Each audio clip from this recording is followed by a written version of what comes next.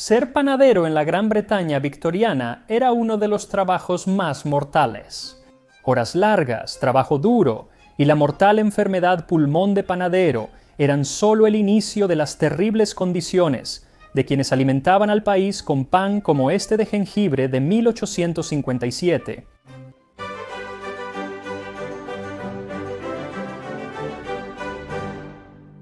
El pan de hoy proviene de Eliza Acton y su libro The English Bread Book, de 1857.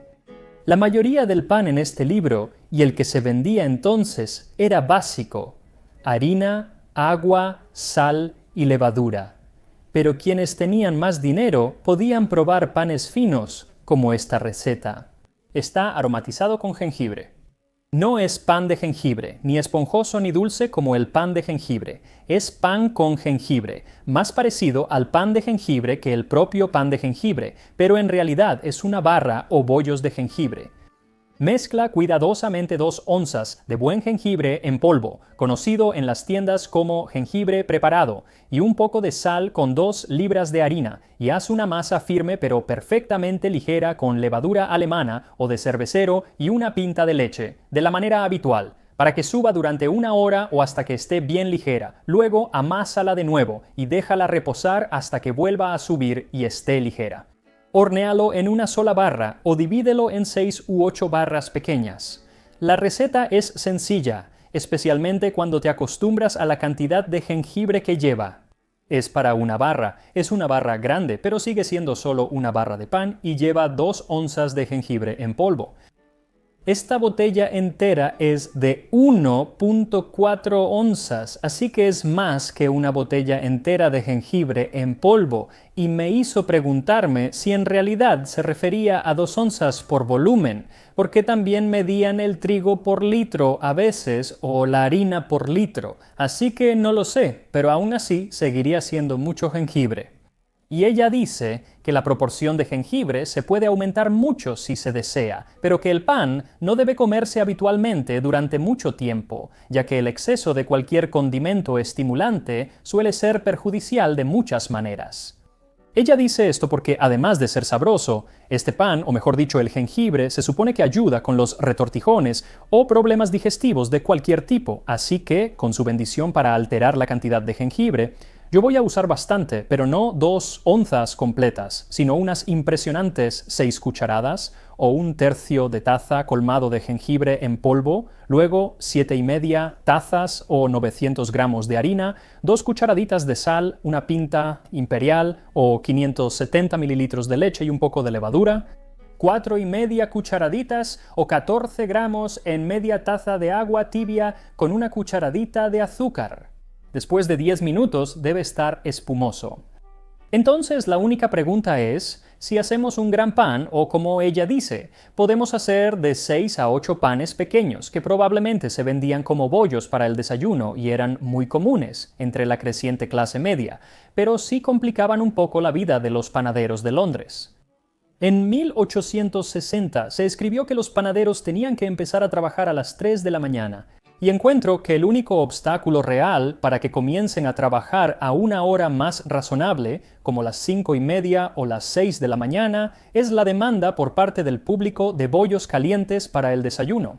De hecho, él les ruega a las personas que dejen de pedir estos bollos para mejorar la vida de los panaderos y, en sus palabras, aliviar la esclavitud de la panadería. Así que primero agrega la harina a un tazón muy grande y luego añade el jengibre y bate.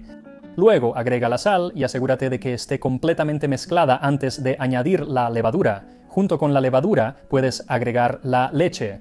Ahora yo agregué los 570 mililitros completos, pero la señorita Acton dice que a menudo un poco menos de 1 litro de leche será suficiente, y probablemente tenga razón. Pude agregar menos leche porque la masa quedó muy pegajosa al juntarla. Tuve que añadir media taza más de harina para que se uniera bien y pudiera levar. Lo bueno es que puedes ajustar con más harina o leche hasta lograr la consistencia deseada. Cuando la masa esté lista, ponla en un tazón, cúbrela y déjala levar en un lugar cálido por 1 hora. En ese punto ya debe haber levado y estar menos pegajosa. Luego, saca la masa sobre una superficie bien enharinada y aquí vas a empezar a amasarla durante unos 15 minutos. Si prefieres usar una máquina, puedes hacerlo, pero según los escritos de la época, amasar debía ser una de las partes más difíciles para un panadero. Se deben empujar los nudillos cerrados con fuerza en la masa tenaz. Cada parte del cuerpo del panadero pronto está rebosando de sudor, que cae en grandes gotas y se amalgama con la masa que está amasando, y él está completamente abrumado por la fatiga para cuando ha terminado su labor agotadora. Así que si quieres agregar un poco de sudor a la masa, eso sería apropiado para la época. ¡Qué asco! Espero que no lo compartas con nadie, pero sería apropiado para la época. Si tus brazos se cansan, puedes usar otra cosa adecuada para la época. Para que quedara firme, se preparaba pisándolo con los pies. Esta práctica se ha continuado desde las épocas más remotas y bárbaras hasta nuestros días. Nuestros días siendo, por supuesto, los años 1850, pero aún así no fue hace tanto tiempo. Ahora, después de unos 15 minutos, la masa debería empezar a suavizarse y volverse más elástica. Y esa es tu señal para volver a ponerla en el tazón, cubrirla y dejarla reposar durante otra hora a 90 minutos o hasta que doble su tamaño. Luego saca el aire y comienza a darle forma de hogaza redonda. Aplana la masa, junta los extremos al centro y pelízcalos para sellar la hogaza. Luego, enróllala para tensar la masa y, cuando esté suave y lisa, colócala sobre un pedazo de papel encerado, cúbrela y déjala reposar otros 20 minutos. Luego, será momento de hornear el pan, y aquí es donde realmente tenemos que apartarnos de la técnica victoriana, porque para este momento la mayoría de los panaderos comerciales ya usaban hornos a carbón. Usaban carbón para calentar el horno y después metían el pan, pero esto dejaba polvo de carbón adentro, así que el pan solía tener una capa de polvo en la base. No creo que sea bueno para tu salud y tampoco sé dónde conseguir carbón. Estoy seguro de que eso arruinaría mi horno para siempre. Para lograr esto, pondré un sartén en el horno a 400 grados Fahrenheit o 205 Celsius para que se caliente bien. No es igual que con el carbón, pero al menos trabajamos con una superficie plana y caliente. Luego destapa tu pan ya levado y hazle un corte en la parte superior. Asegúrate de que el corte sea bonito y profundo. Estaba viendo el monitor y no lo que hacía, así que no corté lo suficientemente profundo. No me di cuenta bueno, no es gran cosa, pero hizo que se abriera por la parte de abajo, así que hazle un corte bonito y profundo al pan. Una vez que esté cortado, transfiérelo a la sartén caliente en el horno y déjalo hornear durante 45 a 50 minutos. Aunque espero que este pan sea similar a un pan victoriano, le faltarán algunas cosas. Obviamente el polvo de carbón, pero también las muchas cosas que tanto los molineros como los panaderos agregaban a la harina en ese entonces. Esto podía ser desde yeso hasta escayola, huesos molidos o incluso alumbre, que hoy en día se usa principalmente en detergentes, porque la buena harina era la parte más cara del pan y los márgenes para una panadería victoriana eran muy reducidos. Así que sí, era deshonesto, pero ya sabes, hicieron lo que tenían que hacer. Así que, mientras nuestro pan sigue horneándose, echemos un vistazo más de cerca a lo que tenías que hacer para sobrevivir como panadero victoriano.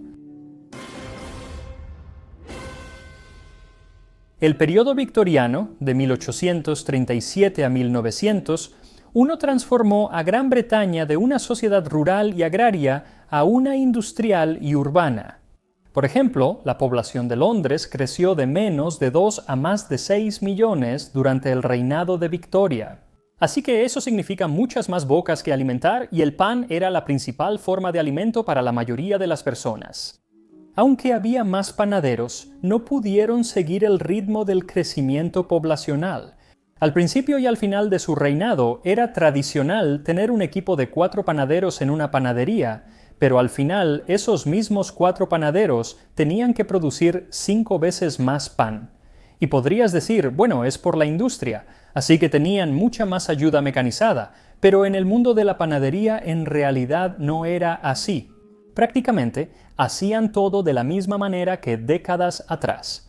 Entonces, ¿cómo lo lograron?, te preguntarás. Bueno, simplemente trabajaban muchas más horas.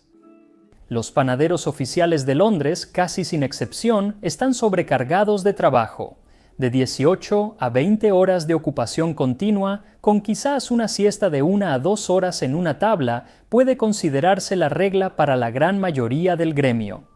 Estos panaderos oficiales normalmente no eran dueños de la panadería, más bien trabajaban para quien fuera dueño del edificio, quien había decidido transformar el sótano en una panadería, y la mayoría de las panaderías eran solo hornos en el sótano de un edificio. Algunas estaban a nivel de calle y vendían pan por la ventana, como una panadería tradicional, pero la mayoría solo tenía un horno en el sótano.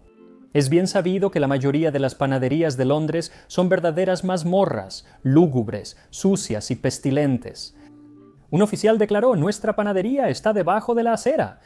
Las panaderías en general son muy insalubres, el drenaje es malo y recibimos vapores ofensivos de las tuberías de gas, los baños y otras causas que frecuentemente nos hacen sentir bastante mal. La razón por la que estos lugares podían ser tan desagradables es que la mayoría funcionaba solo como modelo de entrega, así que no tenían clientes que realmente vinieran al establecimiento a comprar el pan. Más bien, el pan se entregaba y no tenían que contratar a nadie para venderlo o repartirlo porque muchos de los panaderos, especialmente los más jóvenes, hacían todo el pan y luego realizaban todas las entregas, y todo esto por un salario muy bajo. El salario semanal de estos hombres va de 12 chelines a 18 chelines, con la asignación de media cuarta parte de pan para cada persona por día. El capataz ganaba mucho más, de 1 libra a 1,10 chelines, pero los ayudantes ganaban menos que la mayoría de los trabajadores no calificados y trabajaban muchas más horas. El único tiempo libre que tenían, aparte de dormir, eran los sábados por la noche. Las panaderías cerraban a las 3 de la tarde y reabrían el domingo a las 10 de la mañana. Así que tenían como un fin de semana de 19 horas, pero para tener ese tiempo libre tenían que trabajar constantemente durante las 40 horas anteriores, básicamente desde la noche del jueves hasta la tarde del sábado. Tomándolo todo en cuenta, por lo tanto, se encontrará que una gran parte de estos hombres trabajan semanalmente durante el período casi increíble de 112 horas, promediando más de 18 horas por día de las 24, contando 6 días a la semana. Trabajaban muchas horas, pero ¿cómo era ese trabajo? Bueno, todo comenzaba con enormes sacos de harina que llegaban del molinero. Estos sacos pesaban 20 piedras, es decir, 280 libras, y podían producir de 90 a 100 panes, lo que significa que esos eran panes realmente grandes. La harina era principalmente de trigo en teoría. Sí hacían algo de pan de cebada y avena, pero lo que la gente esperaba era pan de trigo, harina blanca finamente molida. El único problema es que la harina blanca requería más procesamiento, lo que la hacía más cara, así que a menudo usaban harinas de calidad inferior y les agregaban cosas para aumentar el volumen y hacerla más blanca, para engañar a la gente. Como mencioné, esto podía ser algo como hueso molido, yeso o tiza, aunque también eran comunes otros aditivos más comestibles como harina de papa, maíz y chícharo, así como algo llamado alumbre. Es un polvo blanco y fino que realmente hacía que la harina se viera bonita y blanca, y se había usado para adulterar la harina durante siglos, aunque fue prohibido para ese propósito en 1758, pero eso no pareció detener a nadie porque era muy útil, a pesar de que en grandes cantidades es bastante tóxico. Los molineros agregaban esto para que la harina se viera blanca y venderla más cara a los panaderos. La cosa es que los panaderos a menudo agregaban aún más alumbre, no porque hiciera que se viera blanca, sino porque el alumbre retiene mucha agua, así que la hacía más pesada. Esto provocaba que frecuentemente una barra de pan fuera 2/3 de harina y el resto de otros ingredientes. Ahora, el problema con todos estos aditivos es que realmente no hacen pan, no actúan como la harina, no absorben el agua de la misma manera, así que las cosas van a quedar muy arenosas, especialmente con cosas como la tiza, y no importa cuánto amases el yeso de París, nunca va a estirarse porque no tiene gluten. Así que para lograr que se pareciera, aunque fuera un poco, a algo que pudiera convertirse en una barra de pan, los panaderos tenían que amasar la harina aún más de lo que normalmente lo harían, y no era solo una barra de pan. Estaban amasando enormes cantidades de masa en estos largos recipientes. Hacía calor y estaban sudados, y a menudo se quitaban la mitad de la ropa mientras lo hacían, e incluso en esa época, a mediados del siglo XIX, la gente se sorprendía de que no usaran máquinas para ayudarse.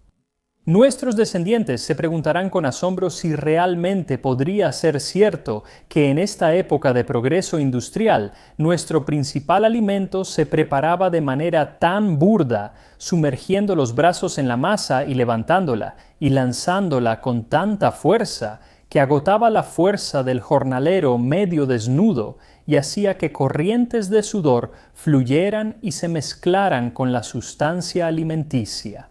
Asqueroso. Supongo que es como todo, ojos que no ven, corazón que no siente.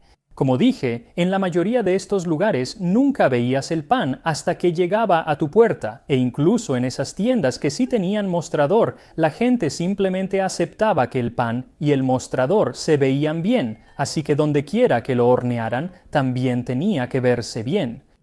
Si en vez de conformarnos con el aspecto de los panes exhibidos en las vitrinas de las panaderías, bajáramos a los talleres donde se elaboran y fuéramos testigos de la falta de limpieza y salubridad que acompaña su fabricación, pudiéramos ver aquí un depósito de agua que nunca se cambia, sus reservas de harina expuestas a la influencia de una atmósfera impura, ya sea demasiado húmeda o sobrecalentada, y sobre todo, hombres sudorosos y enfermos en contacto con nuestra comida, nos alejaríamos con un sentimiento muy legítimo de asco. Los llama enfermos porque, lamentablemente, eso es precisamente lo que eran. Verás, los panaderos solían quedarse en la panadería incluso mientras el pan estaba levando durante varias horas y dormían ahí en el suelo. A veces porque así lo querían, a veces porque el dueño de la panadería en realidad los encerraba para que no se fueran y no regresaran a tiempo para hornear el pan de la mañana. Bueno, esto hacía que durante horas y horas estuvieran respirando la harina en el aire, el polvo de carbón y cualquier otra cosa que estuvieran agregando a ese pan. Estas condiciones de vida a menudo llevaban a palpitaciones, enfermedades del corazón y ataques apopléticos. En 1848 se realizó un estudio sobre los panaderos de Edimburgo y se descubrió que casi todos tenían una inflamación horrible en los pulmones, que más tarde se conocería como pulmón del panadero o asma del panadero. También sufrían de reumatismo, enfermedades de la piel y frecuentes hemorragias nasales y de garganta debido al polvo de harina en el aire. Pocos son hombres ancianos o de mediana edad. El promedio de todos los 111 era de solo 30 años y 3/4. Esto solo se puede explicar por la muerte prematura y el constante ingreso de jóvenes para ocupar el lugar de los fallecidos. Creo que no hay ninguna clase de hombres, excepto quizá los afiladores de Sheffield, tan propensos a enfermedades graves del pecho como los panaderos. Los afiladores de Sheffield eran las personas que afilaban cuchillos, y por eso sus pulmones a menudo se llenaban de partículas metálicas, lo cual supongo que es aún peor. Ahora había personas en la Gran Bretaña victoriana que intentaron hacer la vida de estos panaderos un poco mejor. Una forma era eliminar esos panecillos de desayuno que obligaban a los panaderos a trabajar hasta la madrugada. Se hace una queja fuerte y muy justa contra el trabajo nocturno, pero todos saben que esto es causado por la demanda pública de panecillos calientes en el desayuno, y no puede haber ningún remedio posible hasta que se abandone el uso de ese tipo de pan. Hubo quienes escribieron que la falta de buena salud del panadero no se debía a las largas horas y al trabajo extenuante, sino más bien al hecho de que no iban a la iglesia los domingos por la mañana porque dormían hasta tarde, ya que la única noche de la semana en la que podían hacer algo era el sábado por la noche, y a menudo pasaban esa noche en las tabernas de Gran Bretaña, pero había otros que entendían perfectamente por qué eso era necesario. Agotados por la cantidad desmesurada de trabajo que se les exige, Cuán fuerte es la tentación durante los breves periodos que pueden arrebatar al trabajo y al sueño de ir sistemáticamente a la taberna para animar sus cuerpos lánguidos mediante tragos estimulantes. No es de extrañar entonces que con el tiempo se entreguen a hábitos disolutos. Ahora, en la segunda mitad del siglo, se introdujeron algunas máquinas con la esperanza de hacer la vida del panadero un poco más fácil. El problema era que las máquinas eran caras y normalmente no cabían en estos pequeños hornos de sótano, por lo que los dueños de las panaderías rara vez las compraban, lo que significaba que pocos panaderos realmente se beneficiaban de estas nuevas máquinas. Aunque hubo algunos que sí. En 1860, un tal John Jellicoe de Dublín comenzó a usar una máquina que pudo eliminar la necesidad de usar las manos y los pies para amasar la masa.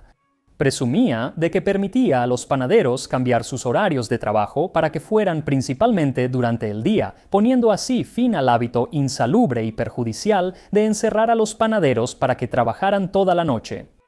Panecillos calientes y otros para el desayuno enviados a las 7 a.m. y pan grande caliente desde las 9:30 a.m.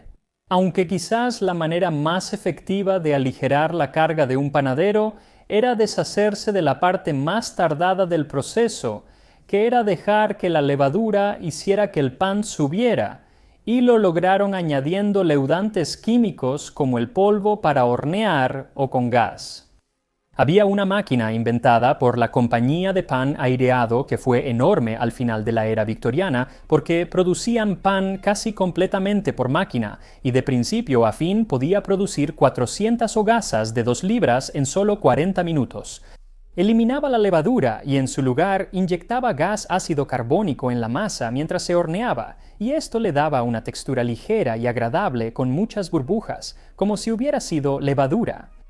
Por supuesto, aunque la textura era la misma, el sabor no lo era porque la levadura es de donde el pan obtiene gran parte de su sabor.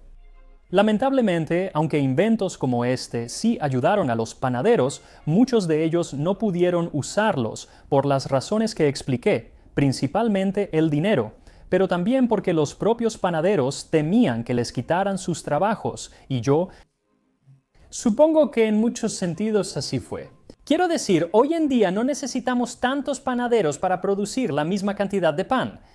No sucedería en su vida, pero eventualmente pasaría.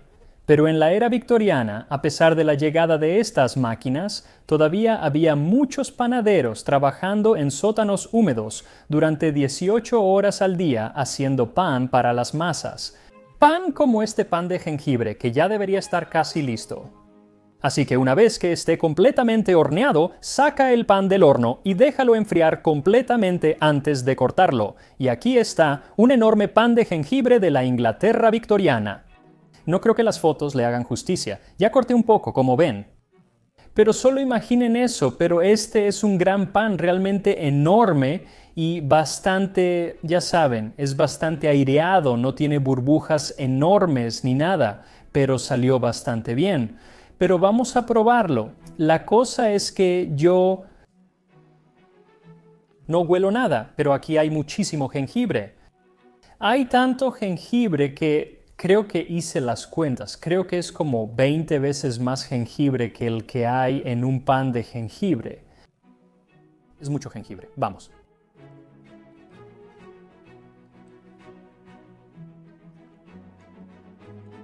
No sabe a jengibre, eso es muy raro. Ahí está. Oh, eso es raro. Así que sabe como a pan simple hasta el final y luego te llega el sabor. Es casi como si hubieras comido un pedazo de jengibre hace 2 minutos. Es muy suave. Eso es sorprendente. Pero es buen pan. Así que no creo que este pan haya sido muy popular porque no he podido encontrarlo en ningún lado, excepto en este libro de cocina. El pan de jengibre es común, pero uno diferente no lo es tanto. ¡Wow! Ahora sí que el jengibre me está pegando. Ahora siento que me quema la garganta. Este es un pan muy interesante. Qué raro, el sabor a jengibre solo sigue aumentando. De todos modos, no es un pan popular y lo entiendo. Preferiría simplemente comer pan de jengibre, porque el pan de jengibre era extremadamente popular. Así que, ¿por qué no solo comer pan de jengibre? No lo sé.